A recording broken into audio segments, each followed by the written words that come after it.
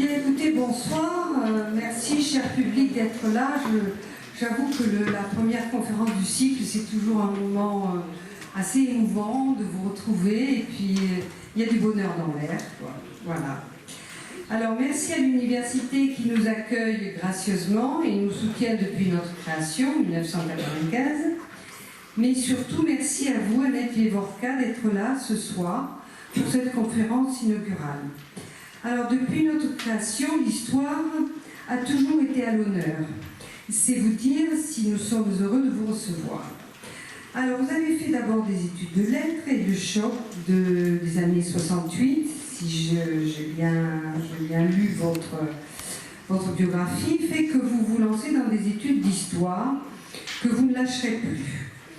Professeur, directrice de recherche au CNRS, le cœur de votre travail est l'histoire contemporaine, en particulier celle de la Shoah, mais pas seulement. Votre dernier ouvrage est là pour nous le dire. Alors, vous avez écrit une vingtaine d'ouvrages sur les questions de la déportation, du génocide, des procès de Nuremberg et d'Eichmann, et je conseille à tous ceux qui sont ici de lire, vous l'avez sur la table de librairie, Ils étaient juifs résistants communistes. Magnifique, c'est une somme qu'il faut absolument avoir lue. Mais nous avons eu envie de vous entendre sur votre dernier livre que vous avez écrit en collaboration avec Daniel Goldman et qui s'intitule « Triste grossesse, l'affaire des époux Bach, 1953-1956 ».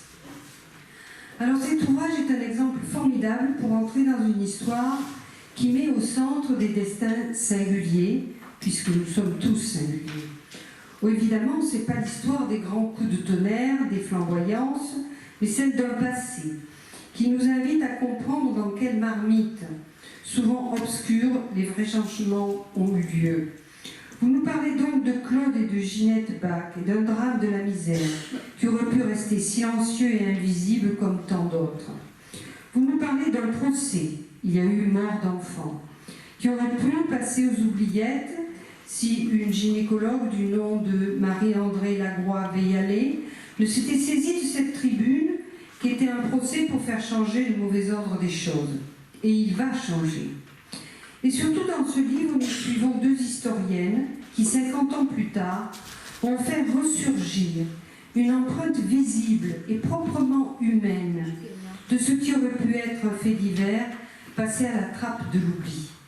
Alors à vous lire, on prend la juste mesure de ce qui est véritablement un travail d'investigation, jalonné de découvertes, de déceptions, de voies sans issue, de hasards heureux, enfin tout le registre de la difficulté de la recherche. Pour tout ce travail, merci. Et je voudrais terminer sur une association d'idées qui va peut-être vous sembler hasardeuse, mais votre livre m'a renvoyé à cette photo extraordinaire prise à Hiroshima, un mur encore debout, l'image d'une échelle et d'un homme imprimé par le flash extraordinaire de la bombe atomique. Un homme donc, victime de radiation dans tous les sens du terme, et dont nul ne saura jamais rien, si ce n'est que ce jour-là, à cette heure précise-là, il était au pied de son échelle. Le drame des époux Bach aurait pu lui aussi être victime de radiation de l'histoire, ou du moins de silence, d'invisibilité, ou simplement réduit à une ombre. Sans votre travail. Pour tout cela, merci beaucoup. Je vous donne la parole.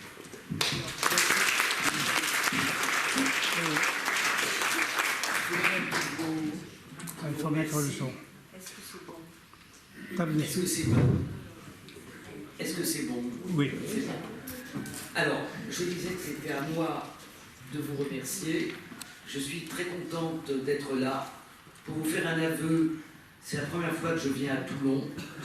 Donc, j'ai trouvé que l'arrivée avec ce soleil était magnifique. L'arrivée sur la rade de Toulon, sur la mer en avion, était super. Donc, merci de m'avoir invité. Alors, je vais d'abord commencer par expliquer un peu comment nous en sommes venus à faire ce livre. Comme vous l'avez dit, moi, le gros de mon travail a quand même porté sur les questions de mémoire du génocide, mais parallèlement, j'ai toujours eu un très fort intérêt pour le communisme. Vous avez mentionné ce livre, c'était Juif résistant communiste. C'était un mélange de mes deux intérêts pour l'histoire du communisme et pour l'histoire des Juifs, singulièrement pendant la Seconde Guerre mondiale. Et en 2010, j'ai publié un très très gros livre qui s'appelle Maurice et Jeannette. J'avais plagié Marius et Jeannette de Guédiquian, qui était la biographie croisée des époux Thorez, Maurice Thorez et Jeannette Vermersch. Et dans ce livre, j'avais consacré un gros chapitre que j'avais intitulé « Les vices de la bourgeoisie ». C'était une citation de Jeannette Vermersch, une citation de son discours le plus célèbre qu'elle avait fait devant le groupe des députés, enfin des parlementaires communistes, au moment où venait en discussion la suppression de la loi de 1920. Alors, j'explique très vite la loi de 1920. 1920, c'est après la guerre de 14-18, le pays est littéralement saigné, à peu près 1 500 000 hommes sont morts à la guerre, et les forces politiques, pratiquement toutes, pensent qu'il faut repeupler la France et qu'il faut donc interdire le contrôle des naissances. Donc, à une énorme majorité, est votée en 1920 une loi, assez courte d'ailleurs, 4 articles. Les 2 premiers articles de la loi interdisent la vente et la propagande pour les produits contraceptifs. Et les 2 articles suivants s'occupent de l'avortement. Je passe sur l'avortement, c'est pas que ce soit pas intéressant, hein, c'est un sujet qui me passionne aussi. Mais l'avortement a toujours été pénalisé, plus ou moins jusqu'à la loi Veil de 1975, l'avortement a toujours été pénalisé. Mais la contraception, la vente des produits contraceptifs, non. Et le fait d'en parler, d'en faire de la propagande, non. Donc ça, c'est la loi de 1920. On peut dire en gros qu'elle n'a pas servi à grand-chose, puisque les vieux profs d'histoire que je suis, les plus jeunes élèves se rappellent peut-être qu'on disait qu'en 1936-1937 en France, les cercueils l'emportaient sur les berceaux. Ça voulait dire que le taux de mortalité était supérieur au taux de natalité, malgré la répression de la 1920. Donc, qu'est-ce qui se passe en 1956 ? En 1956, j'y reviendrai après, parce que c'est en fait le sujet de notre livre. Hein. En 1956, il y a possibilité de supprimer la loi de 1920. Les catholiques sont hostiles à la suppression de la loi de 1920, et brusquement, de façon totalement, qui paraît à beaucoup, y compris aux militants communistes, y compris aux médecins communistes qui sont vent debout contre la position du Parti communiste, Jeannette Vermersch et Maurice Thorez décident qu'il ne faut pas de contraception, que la contraception, c'est donner aux femmes le goût du plaisir, que les femmes du prolétariat n'ont pas à avoir les vices de la bourgeoisie.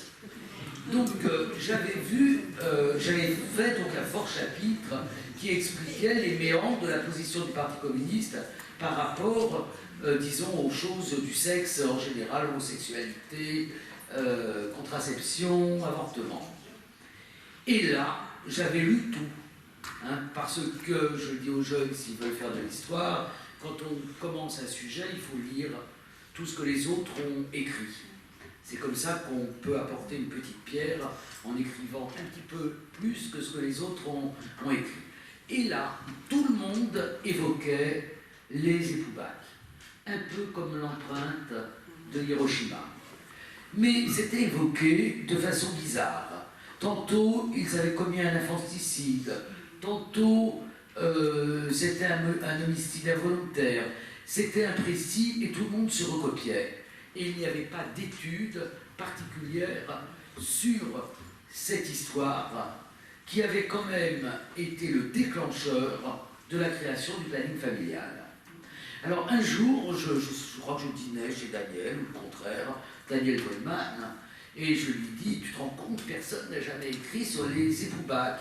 Et je lui dis, pourtant ça doit être très facile, il y a eu un procès, après je expliquerai quand même qui sont les époubacs, hein, je suis quand même là pour ça, il y a eu un procès, donc il y a un dossier de justice. Vous, Daniel Goldman et Fabrice Virginie, vous avez écrit ce livre qui s'appelle La garçonne et l'assassin, parce qu'ils ont découvert un fait divers aussi un peu compliqué que je ne vais pas vous raconter, et puis on a décidé de le faire ensemble. Alors, on était à peu près pareil, même génération, toutes les deux émérites au CNRS, ce qui veut dire retraités, et on avait donc du temps, non pas qu'on ait beaucoup de temps parce qu'on est très occupé, mais on a la maîtrise de notre temps, on n'est pas pressé, on n'a pas besoin de rendre la mémoire, on n'a pas besoin de publier encore, on peut prendre son temps. Et puis, on avait aussi la même conception des choses, c'est-à-dire cette idée que la sphère publique était occupée uniquement par l'avortement. Non pas qu'on soit hostile à la loi Veil, c'est pas ça du tout. Si demain on touche à la loi Veil, je descendrai dans la rue et Daniel Goldman aussi. Et en plus, bon, j'ai connu Simone Veil puisqu'elle a présidé la Fondation pour la mémoire de la Shoah, donc dans mes autres activités, donc j'ai pour elle une admiration comme beaucoup d'entre nous. Donc c'est pas du tout, mais on parle de la loi Veil, on ne parle pas de ce qui s'est passé sur la contraception. Et l'idée c'était quand même qu'il valait mieux, quand on était éduqué, puisque des gens se sont battus pour que ce soit libre, remboursé par la sécurité sociale, il vaut mieux pratiquer la contraception plutôt que d'avoir besoin de l'avortement. C'était notre conception. Et on se disait, peut-être quand même que ces femmes et ces hommes, mais au départ ça a été des femmes, qui se sont battus pour la contraception, il faut remettre leur rôle en avant. Vous avez cité Marie-André Lacroix et Yalé, principalement elle, mais aussi d'autres. Et d'ailleurs, si vous lisez ce livre très intéressant, qui est fait en deux parties, de Simone Veil, où il y a son discours de décembre 1974 qui a permis le vote de la loi, et des entretiens avec une journaliste du Monde qui s'appelle Annick Cogent, elle dit, et on la cite dans notre livre, que la véritable révolution, c'est pas l'avortement, c'est la contraception. Parce qu'à partir de ce moment-là, les femmes ont la maîtrise de leur fécondité sans rien demander à personne. Donc c'est ça la révolution, et c'est très probablement une des grandes révolutions du XXe siècle que l'accès des femmes à la fécondité. Alors, on a donc décidé de se mettre à étudier cette histoire qui n'avait pas été écrite de Ginette et Claude Bach. Alors, je vais raconter un peu l'histoire. Ginette et Claude Bach, c'est un jeune couple d'ouvriers de Saint-Ouen. Saint-Ouen, c'est une des communes limitrophes de Paris, c'est là où il y a le marché aux puces. Donc une commune limitrophe de Paris, une des communes de la banlieue rouge de l'époque où il y avait encore, où pratiquement toutes les municipalités de la banlieue étaient communistes. Et à 18 ans, il se marie, elle est déjà enceinte. Et puis, ils ont un premier garçon, Christian. Je suis impardonnable. C'est la première. C'est la première fois en même temps, mais bon, je suis impardonnable quand même. Septembre 48, premier enfant. Novembre 49, deuxième garçon. Août 51, première fille, et juillet 52, deuxième fille. La deuxième fille, elle s'appelle Danielle. Alors, dans ce couple, l'homme est ouvrier qualifié, il a fait des études, c'est un garçon vif et intelligent. Elle est un peu indolente, elle n'a pas réussi à avoir un certificat d'études, et elle est née avec une malformation du bras qui fait qu'elle ne peut pas lever son bras droit. Donc vous imaginez cette femme, cette jeune femme de 22 ans avec 4 bébés, le handicap et une période aussi, il faut quand même, bon, les aînés s'en rappellent, où il n'y avait pas de machine à laver le linge, où il n'y avait pas de couches jetables, où on stérilisait les biberons.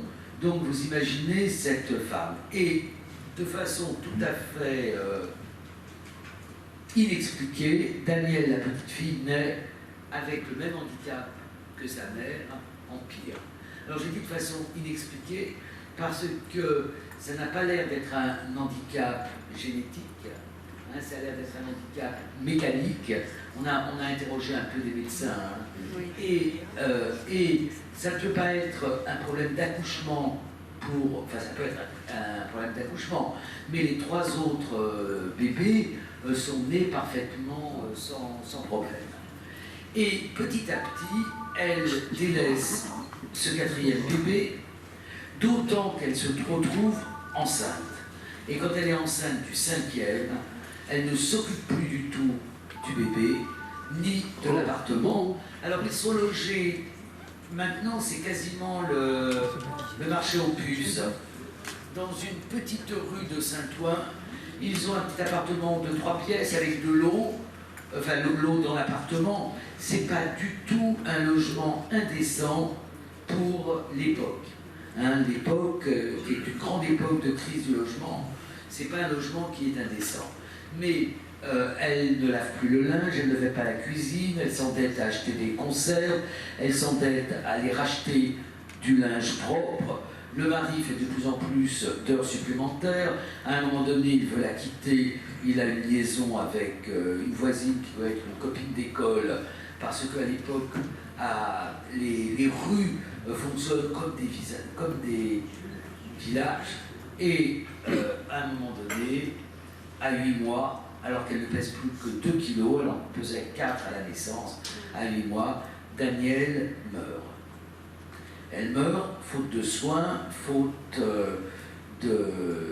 d'alimentation et dans une espèce d'indifférence. Parce que ce qui est assez stupéfiant, c'est que cette rue de la Gaîté, où Ginette est née, où habitait sa grand-mère, où sa mère est née, tout le monde se connaît, tout le monde voit bien que le bébé ne sort plus, qu'il y a une des fenêtres dont les volets sont constamment fermés, le père ne se rend compte de rien, et à ce moment-là, s'enclenche la mécanique,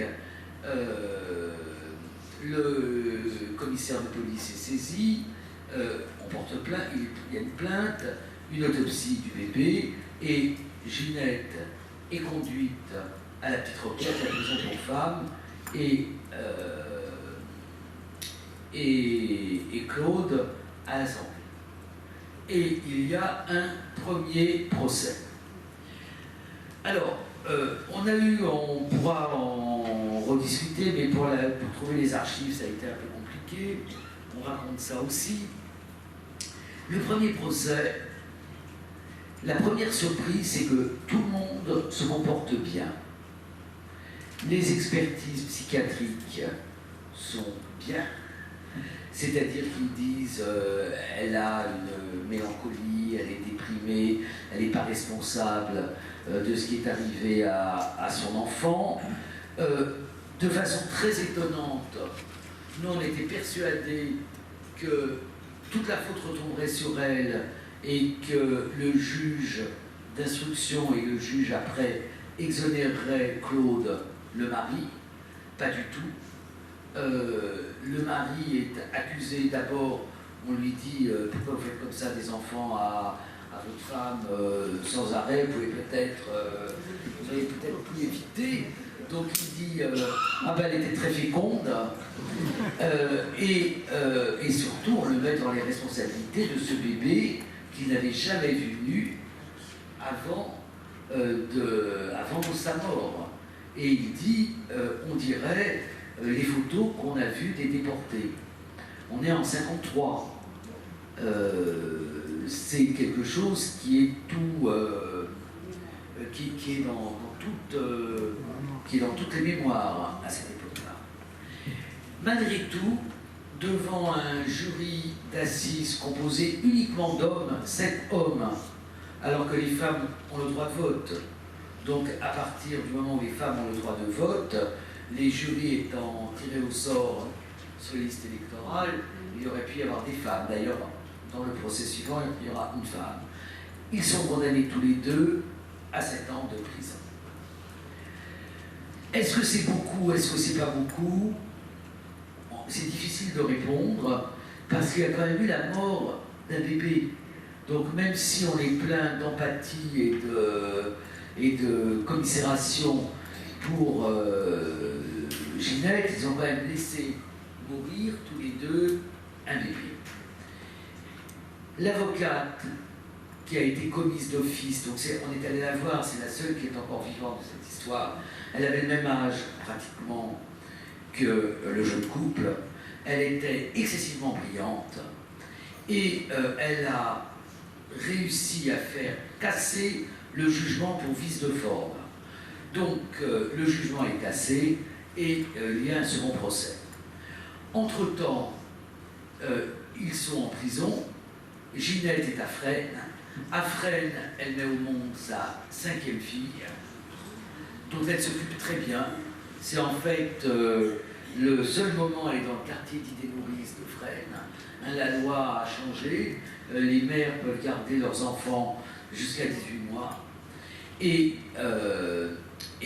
au bout de 18 mois, l'enfant va partir dans la famille et elle va être transférée dans une prison du côté de Strasbourg à Adenau. Et c'est le second procès. Alors on se dit quand même que la justice était plus rapide qu'aujourd'hui, puisque en moins de 2 ans, tout a été bouclé, premier procès, cassation et second procès. Et là, de façon très étrange, le climat a changé. Donc en un peu plus d'1 an, le climat a changé par rapport aux questions de contraception. Et à ce procès va témoigner une doctoresse, comme on disait à l'époque, qui est Marie-André Lagroix-Veillannet. Alors je vais un peu présenter Marie-André Lagroix-Veillannet. Marie-André Lagroix-Veillannet était née en 1916 dans une famille de la bourgeoisie très catholique de la région de Bordeaux. Elle était montée à Paris faire des études de médecine et elle avait fait sa thèse sur le BCG par scarification avec un grand professeur de médecine qui a introduit en France la vaccination, qui n'a pas inventé, mais qui a introduit et diffusé la vaccination par le BCG, qui s'appelle Veillannet. Il a 40 ans de plus qu'elle, il est marié depuis 40 ans, et il tombe amoureux, il divorce rapidement, et il épouse Marie-André. Il épouse Marie-André, il s'appelle Benjamin, j'avais un truc sur le prénom, Benjamin Veillannet. Il épouse Marie-André, et Marie-André, il est juif. Donc, le mariage a lieu en 1944, il porte l'étoile. Donc cette jeune femme, médecin, catholique, elle restera catholique. On a fait la connaissance de ses petits-enfants qui sont aussi catholiques, donc elle restera toute sa vie catholique. Cette jeune femme catholique épouse en pleine guerre un médecin juif, qui plus est divorcé, Donc on peut penser que vraiment il devait être très amoureux. Et c'est ensuite avec Benjamin Veillannet qu'elle va faire un certain nombre d'expériences. Alors Benjamin Veillannet, c'est quelqu'un qui est un disciple d'un médecin qui s'appelait Pinard, Alphonse Pinard, qui était un partisan, alors là n'ayez pas de frisson, de ce qu'on appelait l'eugénétique. L'eugénétique, c'est un terme qu'on ne peut plus utiliser aujourd'hui parce que d'eugénétique, on passe à eugénisme on passe à nazisme. Mais l'eugénétique, c'était lié à une science nouvelle qui s'appelle la puériculture, qui n'est pas exactement ce que la puériculture est aujourd'hui, et qui disait en gros, vaut mieux moins, mais mieux. Vaut mieux moins d'enfants, et Pinard disait, certes, il faut qu'une femme ait des enfants pour s'épanouir, mais pas plus de 5 ou 6. Bon, donc, c'était cette... Et Benjamin Veillannet, alors c'est très curieux parce que de temps en temps j'essaie de réfléchir à ce qui se passe aujourd'hui, c'est-à-dire à cette espèce de couplage entre la contraception, le fait de maîtriser la fécondité, la vaccination. Et aujourd'hui, on voit que sont mis en cause par les mêmes les deux, c'est-à-dire la pilule, qui est le moyen contraceptif, un des moyens contraceptifs d'aujourd'hui, et les vaccins. Et c'est intéressant de voir que ceux qui se sont battus pour la contraception étaient en même temps ceux qui se sont battus pour cette vaccination très spécifique qui était la tuberculose. La tuberculose a fait beaucoup de ravages. Hein. Et jusqu'à la Seconde Guerre mondiale, on ne savait pas en plus la soigner, sauf de surnourrir les gens et de les envoyer dans des sanatoriums à la montagne. Donc, où on mourrait d'ailleurs tout aussi bien de la tuberculose, peut-être plus lentement. Voilà, donc, et avec son mari, elle fait un voyage aux États-Unis, et là, son mari fait une tournée de conférences, et elle l'envoie voir une clinique d'un médecin qui s'appelle Stone, et qui c'est une clinique du birth control, du contrôle des naissances. Et elle dit qu'elle est indignée de voir que des médecins, des gynécologues, au lieu de soigner, vont passer du temps avec des femmes pour éviter des naissances.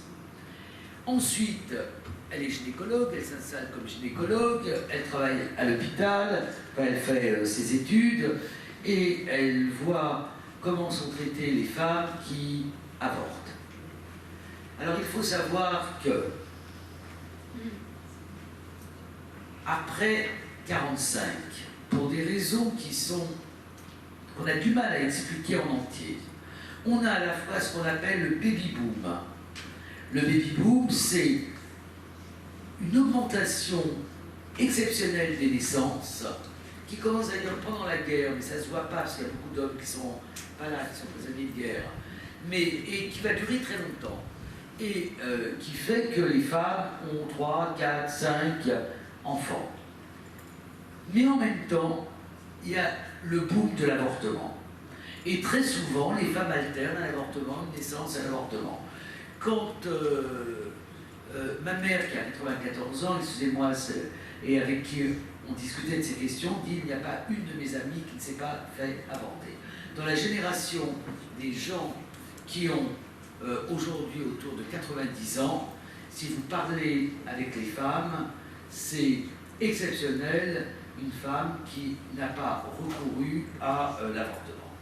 Dans des conditions qui sont parfois dramatiques, car on en meurt, car on peut en rester stérile. Donc, voyant ça, Marie-Andrée Labroix-Veillannet commence à penser qu'il faudrait que les médecins puissent prescrire des moyens contraceptifs, il n'y a pas de pilule à l'époque, hein. Je ne vais pas rentrer dans un descriptif des moyens contraceptifs, il y a des moyens contraceptifs qui peuvent s'acheter, le diaphragme, enfin un certain nombre de moyens contraceptifs. Et qu'il faudrait que les médecins puissent les prescrire pour éviter les drames. Et elle énumère un certain nombre de types de drames, un mari alcoolique qui saute sur sa femme quand il est ivre, une femme qui a des problèmes cardiaques, à qui on déconseille d'avoir encore un enfant parce qu'elle peut en mourir. Elle énumère tous ces cas où elle voudrait que les femmes, que les médecins puissent prescrire, et elle marque, et ça c'est aussi une constance, l'inégalité, car en Angleterre ou en Suisse, vous pouvez vous procurer tous ces moyens de contraception. Donc les femmes qui ont un peu de sous qui sont éduquées et qui ont un peu d'argent, peuvent aller à l'étranger et acheter ces moyens contraceptifs, pas les pauvres. On va avoir exactement la même chose ensuite avec l'avortement, hein, où les quarts partiront en Angleterre ou dans d'autres pays. Et puis on a ça aujourd'hui avec la PMA. C'est-à-dire que régulièrement on a une loi, elle est détournée par ceux qui ont les moyens intellectuels de la détourner et les moyens financiers. Il faut les deux. Hein. Il ne faut pas simplement avoir de l'argent, il faut aussi être capable de savoir. Voilà. Donc elle commence à écrire un article très soutenu. Elle fait en fait équipe avec Benjamin, hein, dans un journal qui s'appelle La Semaine des Hôpitaux, qu'a créé Benjamin Veillalé. Elle fait donc un article où elle explique ce qui se passe à l'étranger et ce qui serait bon pour la France. Ça n'intéresse personne. Cet article paraît au moment de la mort de Daniel Bach, mais personne ne connaît ce fait divers, c'est un fait divers banal. Et on a dépouillé avec Daniel Vollmann, on a dépouillé toute la presse locale de Saint-Ouen, toute la presse en général. Au moment de la mort, il n'y a rien, il n'y a même pas un entrefilet. Hein, ça passe totalement inaperçu. Et puis elle arrive ensuite à faire une communication à l'Académie de médecine. Là, il y a un peu d'écho, mais ça retombe. Et elle commence à réfléchir avec son mari à une stratégie. Et la stratégie qui est choisie, c'est de prendre un des cas concrets pour frapper l'imagination. Et l'exemple qui est choisi, c'est le cas des époux Bach. Alors, l'avocate, c'est d'ailleurs assez amusant, l'avocate qui est une dame adorable, charmante, catholique aussi, de la bourgeoisie aussi, elle décrit Marie-André Lacroix-Veillalé, pour qui elle n'avait pas de sympathie. Elle dit, elle est arrivée toute pomponnée, c'était une bourgeoise, dit-elle. Et après, elle dit, quand j'ai découvert les époux Bach, je ne savais pas que ce type de personnes pouvait exister. Donc je me dis, on est toujours le bourgeois ou le prolétaire de quelqu'un.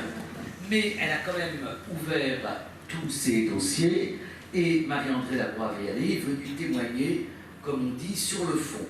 C'est-à-dire pas sur le cas des époux Bach, mais sur le fait que c'est la loi de 1920 qui a été responsable de ce drame. Que si les époux Bach avaient eu une éducation, avaient pu user de la contraception, ils auraient espacé les naissances de façon plus vivable pour eux, et il n'y aurait pas eu le drame de la mort de Daniel Bach. Et à partir de là, les choses commencent à bouger. On a fait toute la presse du second procès plus abondante que pour le premier, avec l'Aurore qui reprend ce que dit l'Aurore, qui était un journal fait beaucoup de faits divers, hein, mais qui reprend ce que disait Marie-André Lacroix-Veillalé, et ils comprennent tous les deux, elle et Benjamin, qu'il faut faire appel à l'opinion publique et aux médias. comme on ne disait pas à l'époque. Il faut médiatiser. Alors là, c'est le réseau de Benjamin Veillalé. Benjamin Veillalé est de la famille de Jérôme Lindon. Jérôme Lindon, qui est le fils de Raymond Lindon, procureur de la République, et le créateur des éditions de Minuit. Benjamin Veillalé est compagnon de route du Parti communiste. Et il connaît des journalistes du journal Libération, pas le Libération d'aujourd'hui, le Libération qui a été créé pendant la guerre et après la guerre, dirigé par Emmanuel Dastier de la Vigerie. Donc par toutes ces connexions, il confie à un journaliste communiste, Libération est un journal communiste, hein, Dacier de la Vigerie, compagnon de route, il fait partie d'un petit groupe qu'on appelle les progressistes, mais la rédaction de Libération n'était pas une partie à combat. Hein, donc c'est resté, les journalistes sont communistes, et Jacques de Rogy est communiste. Et on confie à Jacques de Rogy une grande enquête sur l'avortement. Elle paraît dans Libération en octobre et novembre 1955, le procès de Ginette et Claude, le second procès, c'était juillet 1955. Et là, c'est comme avec MeToo, les bouches s'ouvrent, la parole se libère. Et les femmes se mettent à raconter, le courrier des lecteurs est énorme, Françoise Giroud fait aussi un article dans l'Express. Enfin, on arrive à c'est là qu'il y a une vraie campagne de presse. Et Jérôme Lindon publiera l'enquête de Rogy en livre. Et à partir de ce moment-là, on croit que c'est gagnable. Et c'est le moment où une sociologue, une jeune femme, non, elle n'est pas sociologue à l'époque, une jeune femme protestante, qui s'appelle Evelyne Sullereau, qui elle-même a 4 enfants, envoie une magnifique lettre à Marie-André Lacroix-Veillalé en lui disant ce que vous faites est formidable parce que c'est la première fois que l'on parle de ces questions-là du point de vue des femmes. Elle va voir les époux Veillalé et elle leur dit « Et si on faisait une association de femmes ?»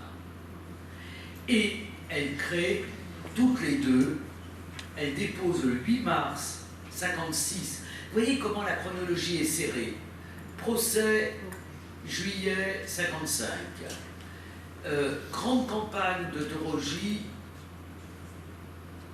octobre-novembre 1955. Mars 1956, Evelyne Sullereau dépose les statuts de la maternité heureuse, section qui s'inscrit au planning familial par une route, comme on dit, générale. C'est une association où le conseil d'administration n'est composé que de femmes et qui va regrouper beaucoup de femmes quand même. Par exemple, la femme de Raymond Lindon, procureur de la République. Et Veillalé dit on ne va pas arrêter la femme du procureur. Alors, quand on est allé les archives des éditions Minuit ne sont pas ouvertes, mais on nous a quand même communiqué. Donc, on est allé voir la fille de Jérôme Lindon, dont le prénom m'échappe, et j'avais parlé avec elle au téléphone. Elle m'a dit j'ai cru mourir de rire quand j'ai appris que ma grand-mère avait été mouillée dans ces histoires-là. Voilà. Donc il y a beaucoup de femmes d'eux.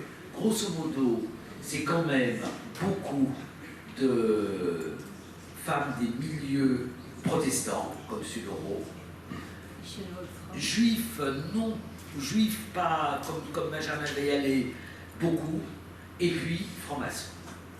Et c'est le début du planning familial en France. Alors, on croit que c'est gagné, d'autant que les députés progressistes déposent la proposition de loi qui prévoit de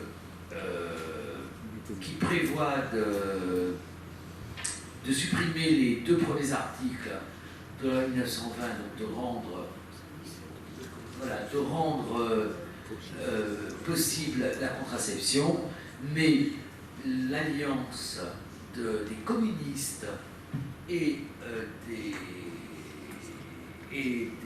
catholiques va faire qu'il faudra attendre 67. Alors, je vais vous dire quand même quelques mots des communistes.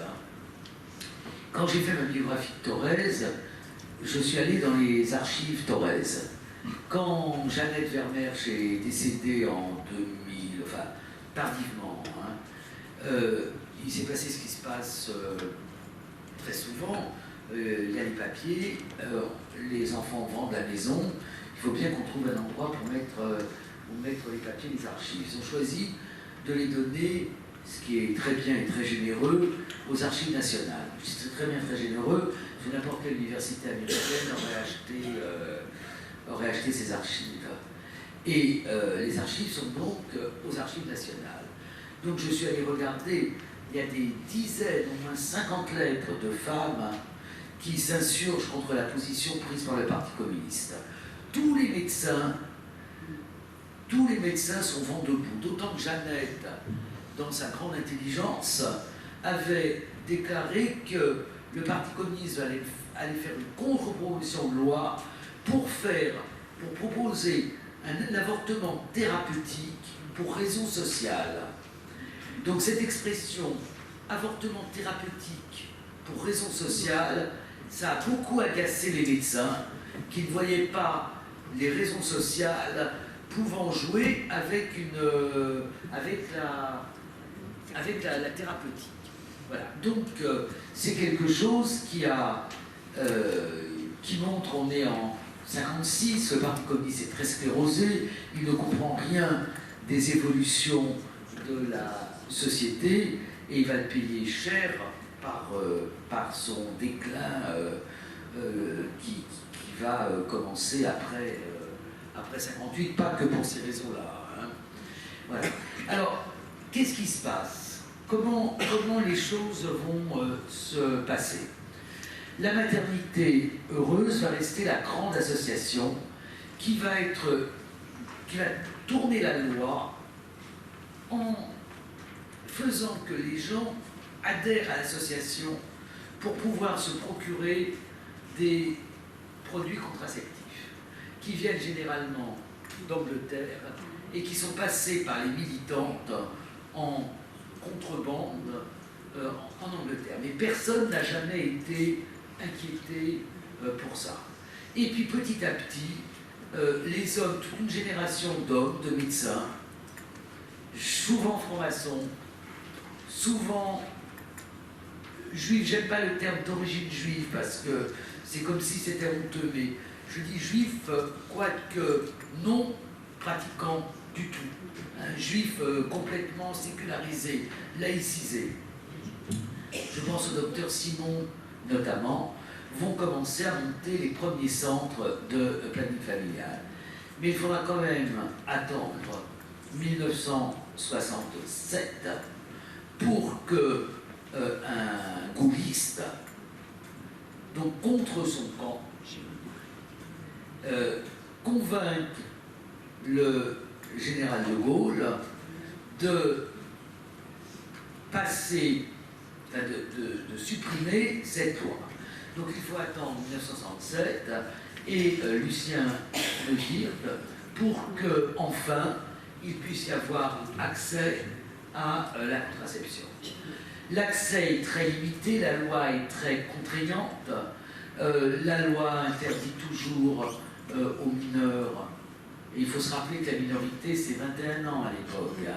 Une jeune fille mineure, une jeune femme à 21 ans, on est déjà une jeune femme, ne peut pas se faire prescrire des contraceptifs sans autorisation des parents, la contraception et tout ce qui va autour, c'est-à-dire les diverses analyses, enfin, pour faire une contraception médicalement bien assistée, sont pas remboursés par la sécurité sociale, et il va falloir attendre la loi Veil. Alors pour nous, pour Daniel Vollmann et moi, on a vraiment travaillé ensemble, on a vraiment écrit à quatre mains. Je suis là tout seul, mais souvent on intervient à deux. Pour nous, il y a un parallèle. Je ne sais pas si vous vous rappelez, les aînés s'en rappellent nécessairement, du procès de Bobigny. Le procès de Bobigny.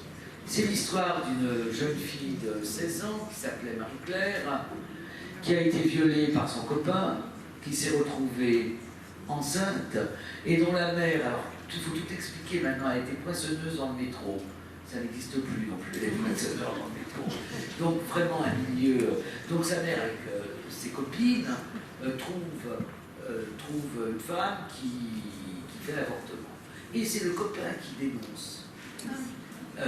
Et il y a un procès. Ce procès a deux conséquences.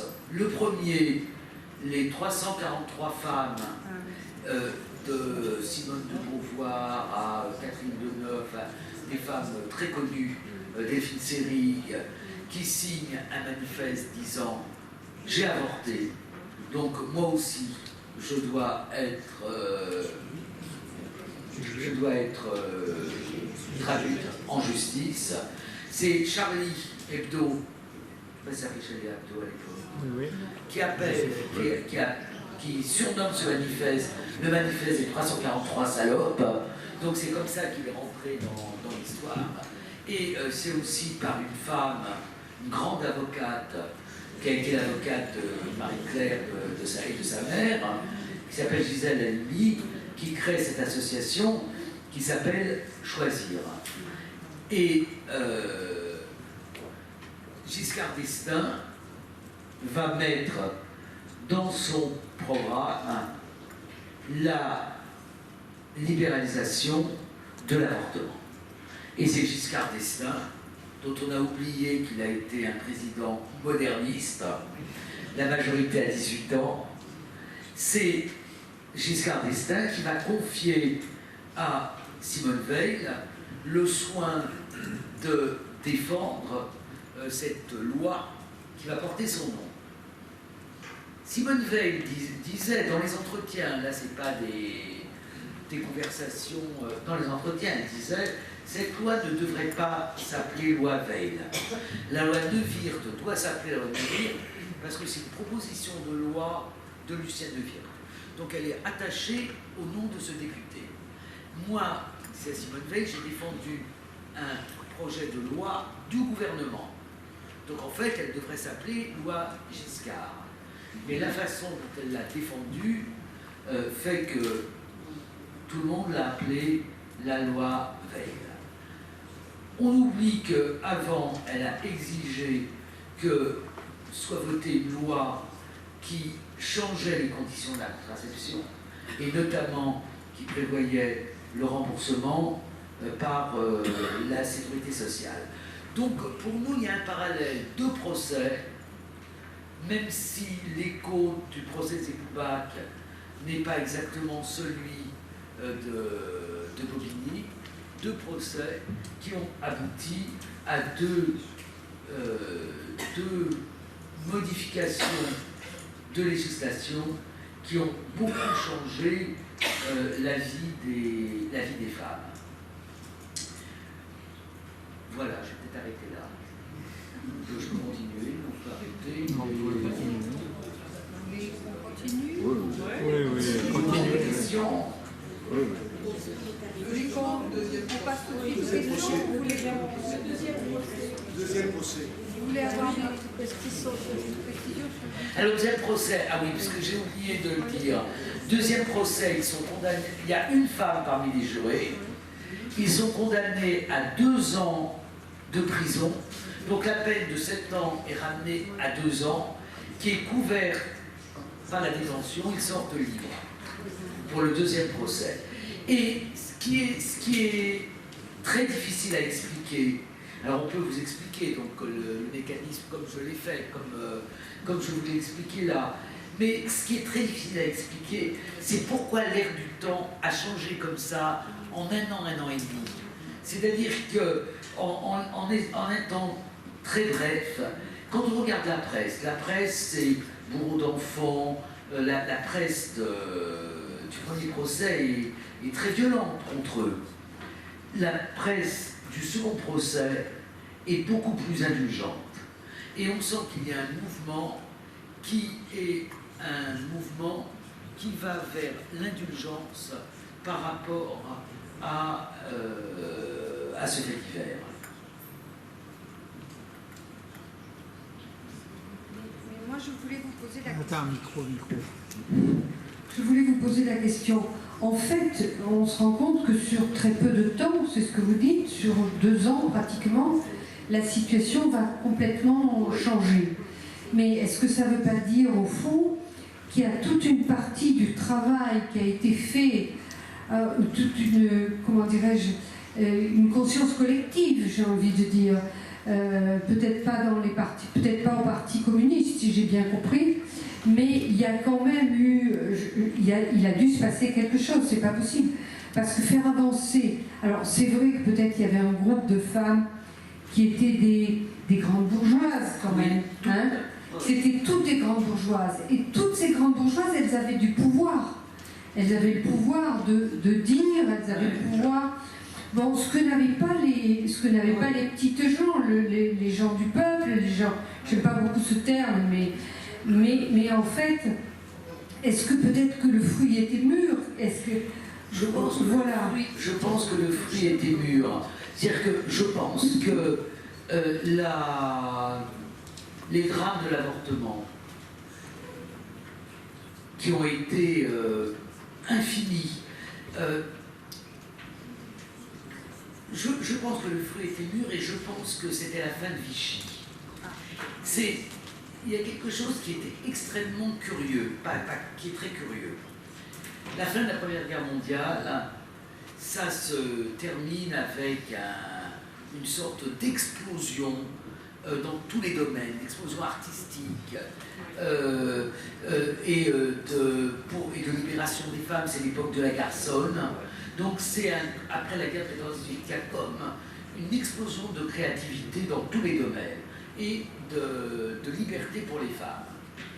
La guerre de 39-45, c'est pas du tout ça. C'est d'ailleurs très, très intéressant quand vous allez, si certains d'entre vous ont vu l'exposition Picasso et la guerre qui était aux Invalides, de voir à quel point c'est conformiste. Enfin, c'est le pire de Picasso. Hein. Il y a une sorte de chape immédiatement après la Seconde Guerre mondiale et surtout l'ordre moral de Vichy continue. Par exemple, dans le département de la Seine, qui est le département des Écoubacs, hein, puisque la Seine, à l'époque, ça englobe les communes périphériques. Vous avez un juge d'instruction qui s'appelle Coletti, qui traque les médecins avorteurs et qui traque les avortés. Et on a plus de procès et condamnations pour avortement dans le département de la Seine en 46 et 47 que pendant la période de Vichy. Donc on a l'ordre moral qui continue sur sa lancée. Et je pense que dans les années 50, c'est quand même ça aussi qui se termine. Et il y a peut-être la prise de conscience qu'une femme qui ne veut pas avoir d'enfant, il n'y a rien qui l'arrête. Elle risque sa vie, mais il n'y a rien qui arrête une femme qui ne veut pas avoir d'enfant. Et l'écurtage à vif, pour leur passer le coup de recommencer, eh bien, elle recommence malgré ça. Donc, c'est quand même quelque chose d'assez particulier. Mais les chiffres sont effrayants. J'avais lu que dans les années 55, dans l'année 55, je crois qu'il y a eu 20 000 décès de femmes Oui. avortées. Mais c'est Sauf un que, chiffre. ouais, les chiffres sont très importants, mais C'est on n'est pas incroyable. sûr de la statistique. Bon, on n'est pas sûr, mais quand même, Ouais. bon, en admettant la fourchette basse, Ouais. ça fait quand même beaucoup de Ouais. femmes qui meurent. Elle mourrait la plupart du temps par septicémie. Absolument, oui. Qui veut la parole?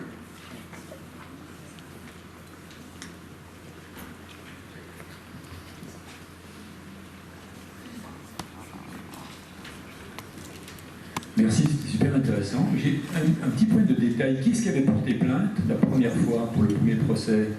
C'est le commissaire de police. En fait, c'est un peu plus compliqué. La mère de Claude, qui était une femme imposante, avait mis en garde, je pense que c'est elle qui est allée au commissariat. Mais de toutes les façons, quand quelqu'un meurt, il faut un permis d'inhumer. Et personne n'aurait donné le permis d'inhumer pour un bébé dans cet état-là. On a vu les photos, les photos sont dans le dossier, elles sont irregardables. D'autres questions?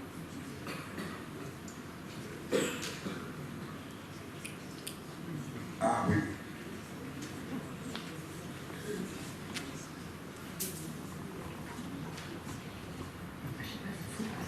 Oui, un peu plus fort. Alors, merci pour votre conférence qui nous donne quand même la parole à nous, femmes.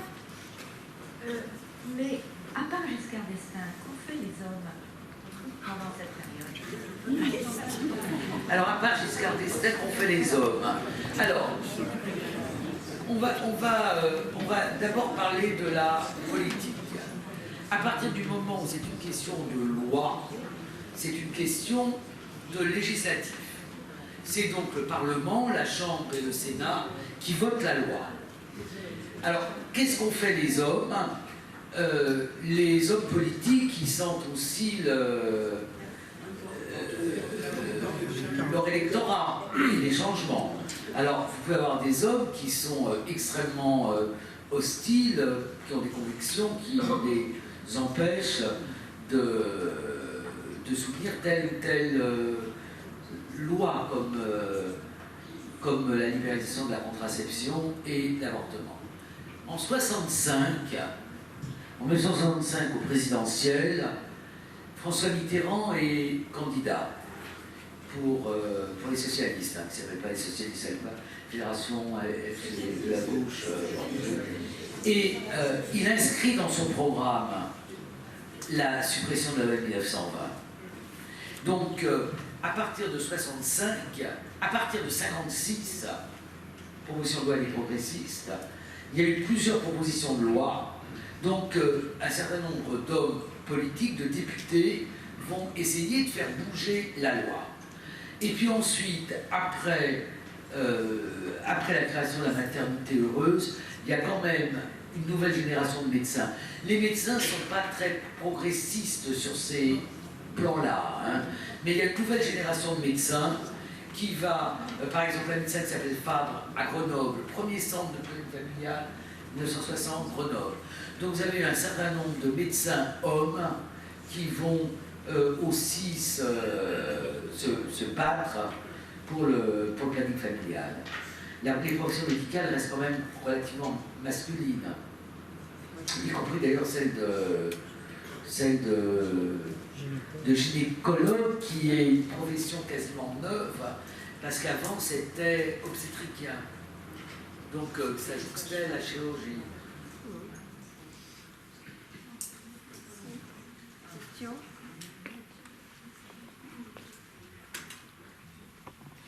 Pas d'autres questions? Ici. Ah.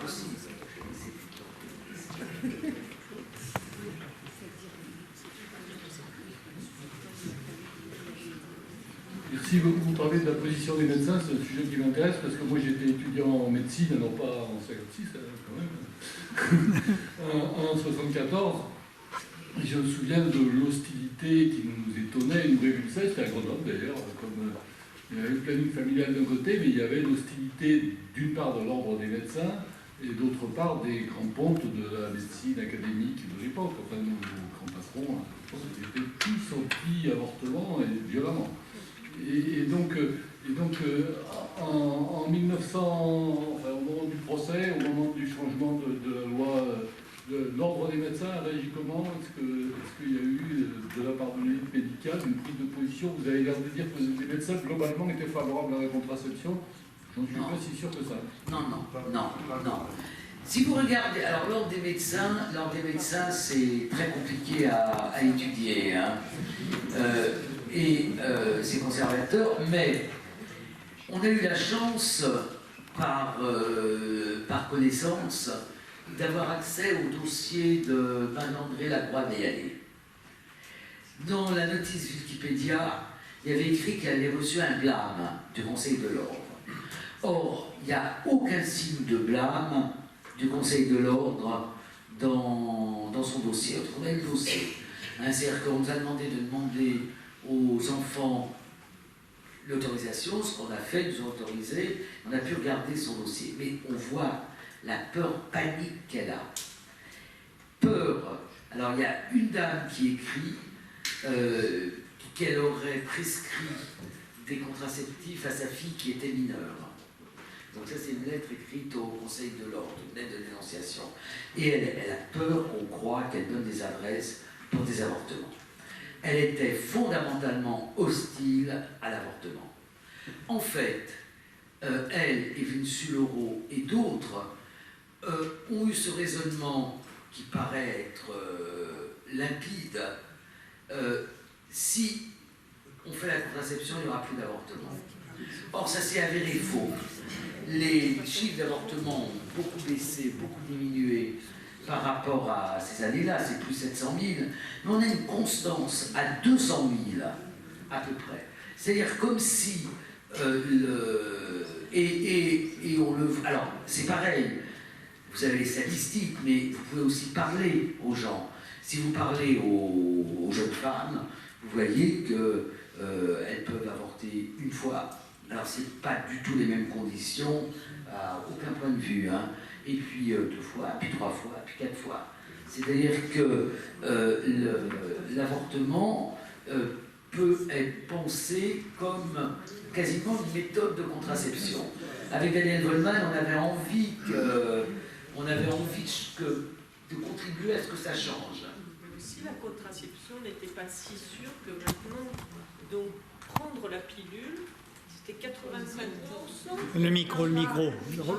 C'était pas 100%, donc on pouvait très bien prendre la contraception, mais aussi avoir recours à l'avortement. Absolument. L'état absolu a toujours été un absolu. Je parle en connaissance de cause. Hein. Oui, mais non, la pilule, dans la mesure où elle supprime l'ovulation, on ne peut pas faire un enfant sans ovuler. Donc, c'est un... Hein? Sauf si on oublie de la prendre. Oui.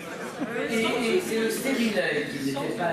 Parce que les 2 grandes méthodes de contraception ont été quand même le stérilet et la pilule qui ont été inventées à peu près au même moment. Et le stérilet n'est pas absolu. Pas du tout. Ça donne des grossesses, ça risque de provoquer des grossesses extra-utérines. D'autres questions? Attends. Il y a une question. Allez, une question, monsieur. Ah.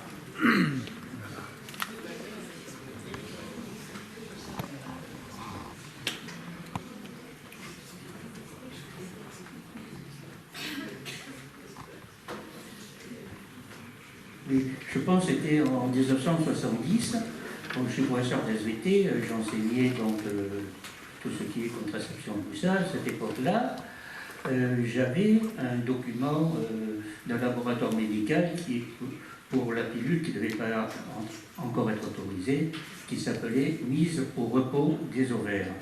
Et si on avait des acquaintances avec les médecins, on pouvait se faire ordonner la pilule. Ce que je le disais à mes élèves à cette époque-là. Et c'était pas bien. Donc cette hypocrisie mise au repos des ovaires.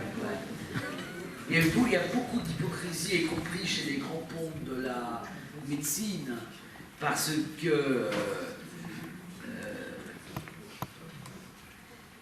ils peuvent très bien envoyer leurs femmes avorter quelque part tout en étant très hostiles. Mais vous avez raison, hein, sur l'avortement, ça a été un des grands problèmes, qui a été l'hostilité d'une partie du corps médical qu'on retrouve d'ailleurs aujourd'hui encore. Oui. Oui. Moi, je me posais la question de la transmission. Parce que, est-ce qu'on ne s'est pas un petit peu reposé en se disant, ça y est, voilà, maintenant on a la loi Le Wirth, on a la loi Veil, les choses sont plus faciles. Or, il m'est arrivé de rencontrer de jeunes femmes que j'avais entendu discuter. Je leur avais dit, mais est-ce que vous avez entendu parler du planning familial? Et elles m'ont regardé avec des yeux ronds, me disant, mais qu'est-ce que c'est ça, le planning familial? Donc il y a quand même, quelque chose qui ne s'est pas fait. Enfin, en tout cas, j'ai l'impression, un passage de témoin qui ne s'est pas fait. Et puis, prendre la pilule, c'est beaucoup plus anodin, je suis désolée, que se faire avorter. Se faire avorter, c'est pas anodin. Je ne sais pas si vous avez réécouté le discours de Simone Veil parlant de l'avortement.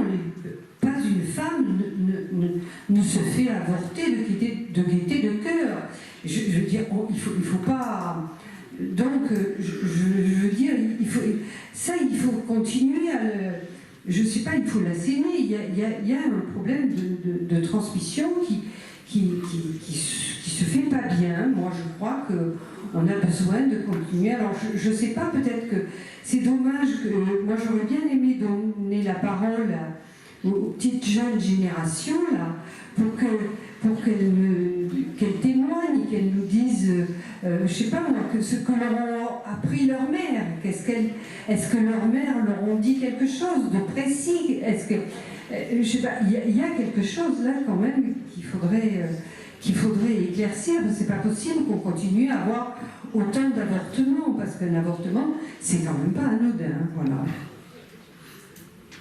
Alors, qui veut intervenir? Je crois que la technique des avortements a complètement changé. Maintenant, c'est sous aspiration et on passe une petite canule et on aspire et on peut crier rapport, c'est terminé. Il faut 5 minutes. Donc, je pense que ça a joué contre. Ouais. Mais il y a aussi autre chose. Hein. Dans les années d'après-guerre, la grande méthode contraceptive, c'était la méthode Ogino, dont on a dit que c'était elle qui faisait les plus beaux enfants et qu'elle avait fortement contribué au baby-boom. La méthode Ogino, c'était la méthode des températures. C'est-à-dire que Ogino, le docteur Ogino, avait vu qu'il y avait une élévation de la température au moment de l'ovulation, dans les jours qui précédaient l'ovulation. Donc il fallait que la femme fasse sa courbe de température. Donc il fallait qu'elle se prenne la température au réveil, avant de se lever, et qu'elle trace sa... Et on vendait des petits calendriers qui permettaient de tracer sa courbe de température. Vous allez voir pourquoi je raconte ça. Cette méthode, la femme, même si Ginette Bach avait connu cette méthode avec 4 bébés, je ne sais pas comment vous faites pour vous prendre la température avant de vous lever. Même avec un, ça peut être compliqué. Ensuite, il suffit qu'il y ait un petit rhume, un petit virus, comme on dit aujourd'hui, de rien du tout, ça vous change la courbe. Mais, avec Daniel Goldman, on est allé parler au planning familial du Mans. Et on a discuté beaucoup avec les gens de planning familial. Les jeunes filles, je ne sais pas si vous le faites aussi, arrivent maintenant avec le calendrier Ogino sur leur application. Donc il y a une modification technique de la méthode Ogino. Elle est maintenant sur l'application. Et elles disent, je ne comprends pas, je suis enceinte, et pourtant je n'ai pas eu de rapport, regardez, bon, voilà. Et alors on se dit, on rêve qu'il y a quand même une... voilà, de penser qu'on utilise la vieille méthode en la mettant dans une nouvelle technique de présentation, c'est jamais que ça. Voilà. Donc il y a effectivement... et puis alors on entend, alors ça c'est les très féministes, je suis aussi très féministe, hein, mais encore plus que moi, qui disent: est-ce que vous trouvez que c'est normal que ce soit les filles ou les femmes qui aient seules la responsabilité de la... Alors, la réponse que je fais moi, c'est que, certes, dans une société idéale, ça serait génial que les hommes pratiquent aussi la contraception, ce qui s'est fait un peu à cause du sida avec le préservatif, qui n'a jamais été considéré comme moyen contraceptif, mais moyen de lutte contre les maladies vénériennes avant que sexuellement transmissibles, voilà. Et oui, certes, mais il vaut mieux que les femmes prennent quand même leur destin en main, parce que quand il y a des conséquences, c'est la femme. Voilà. Donc, certes, ça serait bien dans un monde idéal, mais comme le monde idéal n'existe pas, autant que les femmes soient responsables elles-mêmes, parce que si elle oublie la pilule, c'est sa responsabilité, mais si l'homme ne fait pas la contraception, c'est la femme qui... Non, mais de toute façon, pour l'homme, il n'y a pas de pilule pour homme. Ça n'existe pas. Donc, il faut une ligature de déférence ou rien. Ouais. Moi, j'aurais voulu citer, parce que bon, on est dans les mémoires, on parlait du conservatisme. En 67, un député UDR qui voulait absolument pas que la loi Neville passe, Jean Koumaros, qui s'inquiète du pouvoir absolu que les femmes vont acquérir. Alors, il faut entendre le discours. Il dit, c'est très drôle, c'est vraiment très drôle, j'étais morte de rire. Les hommes perdront alors la fière conscience de leur virilité féconde. Et les femmes ne seront plus qu'un objet de volupté stérile.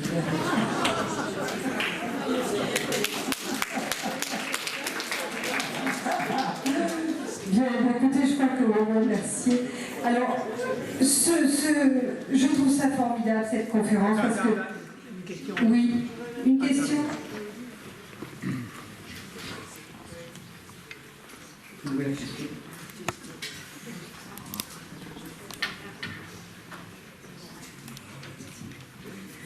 Bonsoir, je représente le planning familial du Var.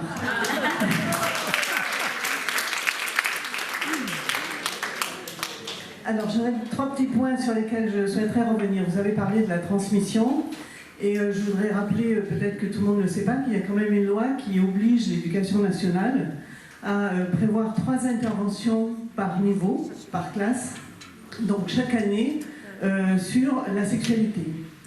Mais les moyens peut-être ne le permettent pas. En tout cas, ce qu'on constate, c'est que ça n'est pas réalisé, ou très peu. Et quand on croise des élèves qui ne connaissent pas le planning familial, souvent c'est parce qu'ils n'ont pas eu ces formations. Et ce ne sont pas des formations, ce sont des interventions. Et ceux qui l'ont eu, en général, s'en souviennent. Donc ça, c'est un point déjà important. Et ce qu'il faudrait, c'est pouvoir faire appliquer vraiment cette loi de façon à ce que toutes ces interventions soient réalisées. Le deuxième point, vous avez parlé vous êtes très féministe, et très bien, moi aussi. Et ce que je voulais juste témoigner, que les garçons, actuellement, et je pense qu'il y en a ici des jeunes, sont beaucoup plus concernés qu'autrefois. Nous recevons, en tout cas au planning familial à Toulon, beaucoup de jeunes couples, des collégiens, des lycéens, et très souvent, le garçon soutient sa compagne.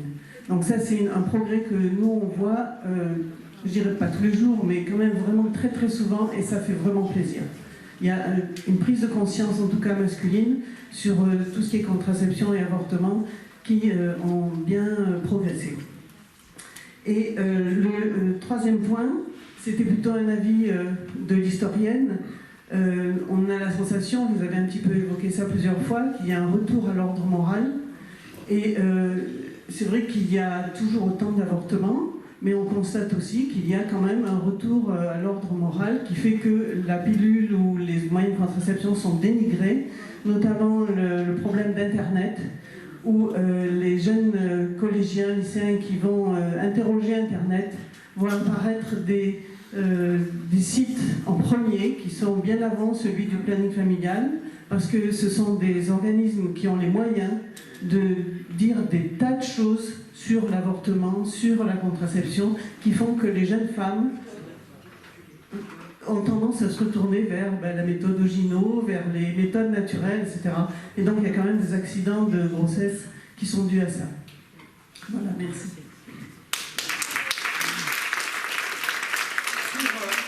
Sur le retour à l'ordre moral, vous avez parfaitement raison, parce qu'on le voit sur d'autres aspects des discours qui sont tenus.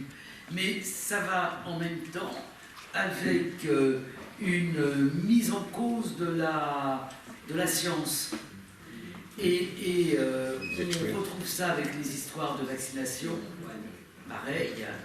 Et je crois qu'il y a... oui, les méthodes de contraception naturelles, de la même façon que... oui, on met en cause aujourd'hui la science. Et c'est vrai que Internet, qui est un outil tellement merveilleux, hein, que j'utilise en permanence, pour ces choses-là, c'est vraiment viral, quoi. Parce que ça permet effectivement de faire venir les sites les premiers, et puis ça permet aussi de diffuser très très vite, à toute vitesse, des nouvelles fausses, du style le vaccin contre la rougeole et cause de l'autisme. Hein, ça a fait des dizaines de morts de rougeole aux États-Unis quand un article est paru en disant que c'était le... Et ces choses-là qui étaient confinées, qui circulaient lentement, circulent très très vite maintenant. Maintenant, sur la pilule, on a toujours dit ça, hein, que c'était cancérigène, que ça faisait grossir, c'est-à-dire que la mise en cause de certains moyens contraceptifs, c'est un serpent de mer. Hein. Il y a l'autre problème, c'est que les experts se sont discrédités. Un certain nombre d'experts se sont discrédités. Et ça, c'est terrible. Parce qu'on ne peut plus avoir confiance en la parole d'un expert. Bien, je voulais vous dire que vous avez le livre de Madame Vievorka sur la table, si vous avez envie de lui faire signer, je pense qu'elle le fera avec plaisir. Simplement, je voudrais conclure pour dire à quel point il faut raconter. J'ai trouvé une citation que je trouvais magnifique et qui me fait penser à toutes ces femmes qui sont mortes d'avortement. Hein. Il faut raconter, s'accorde-t-il ou s'accorde-t-elle à dire presque unanimement, pour soi et pour les autres, pour fermer les yeux des morts et ouvrir ceux des vivants. Voilà. Merci.